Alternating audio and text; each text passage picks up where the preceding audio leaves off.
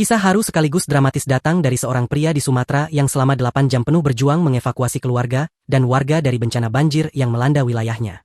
Momen tersebut terlihat dalam unggahan akun Instagram rumpi_gosip, Rabu, 3 Desember 2025. Dalam kondisi lelah dan perut kosong setelah berjam-jam membantu proses penyelamatan, pria itu tiba-tiba menemukan sebuah kulkas berwarna hitam yang hanyut terseret arus banjir. Saat dibuka, kulkas tersebut ternyata masih berisi sejumlah makanan yang tersimpan rapi.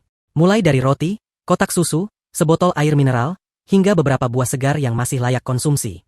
Makanan-makanan itu langsung menjadi penyelamat di tengah situasi darurat. Peristiwa ini terjadi di salah satu kawasan yang terdampak banjir besar di Sumatera. Sejak dini hari, pria tersebut bersama warga lainnya terus berupaya mengevakuasi anak-anak, orang tua, hingga perempuan dari rumah-rumah yang sudah terendam air hingga mencapai bagian atap. Derasnya arus membuat proses evakuasi berjalan penuh risiko dan memakan waktu lama. Demi menyelamatkan keluarga serta tetangga yang masih terjebak, pria itu mengaku tak sempat makan ataupun minum. Ia hanya fokus memastikan semua orang bisa berpindah ke tempat yang lebih aman. Hingga 8 jam berlalu, tubuhnya mulai lemas, tenaga hampir habis, dan rasa lapar kian tak tertahankan. Di tengah perjuangannya, air banjir mengantarkan sebuah kulkas yang tersangkut di reruntuhan pagar salah satu rumah warga. Awalnya ia mengira kulkas itu kosong atau sudah rusak. Namun rasa penasaran membuatnya mencoba membuka pintunya. Tak disangka, makanan di dalamnya masih utuh.